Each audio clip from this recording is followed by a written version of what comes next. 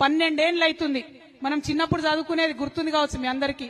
బిరబిరా కృష్ణమ్మ పరుగులిడుతోంది అంటే మనం మంచిగా పెద్ద పాట అనుకొని పద్యం అనుకొని నేర్చుకున్నాం చిన్నప్పుడు.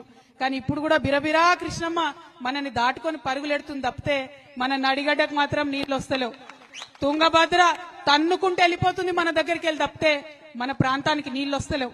అటు తుమ్మిళ్ళ నుండి సగం కెపాసిటీ వర్క్ అవుతుంది. ఇటు నెట్టెంపాడైతే నా చిన్నప్పటి నుంచి నడుస్తూనే ఉంది నత్త నడకన. నత్తలు కూడా సిగ్గుపడుతున్నాయట, మమ్మల్ని ఇట్లా నెట్టెంపాడుకు కంపేర్ చేయకండి, దరిద్రంగా ఉంది, మమ్మల్ని అవమానం చేయకండి అని చెప్పి. నెట్టెంపాడుది ఆ పరిస్థితి ఉంది. అంటే ఇక నీళ్ళు ఎప్పుడు రావాలి నడిగడ్డకు, మరి మన కష్టాలు ఎప్పుడు తీరాలి?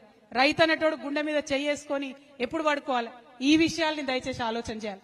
అందుకే నేను కోరేది మిమ్మల్ని, అది బీఆర్ఎస్ కంప్లీట్ గా నడిగడ్డను మోసం చేసింది, ఫెయిల్ అయిపోయింది బీఆర్ఎస్ పార్టీ నడిగడ్డలో. కాంగ్రెస్ పార్టీ 2.5 ఏళ్ళైంది వచ్చి ఏదో చేస్తామని చెప్పొచ్చిర్రు, కంప్లీట్ గా వాళ్ళు విఫలమైంది. మరి వాళ్ళ జరగాల్సింది ఏమున్నది? నాగర్ కర్నూల్లో నిన్న జరిగినటువంటి ఘటనలో మరి మాట్లాడాల్సినటువంటి అవసరం ఉన్నది. నీళ్లు రాకపోతే అడగాల్సినటువంటి అవసరం ఉన్నది.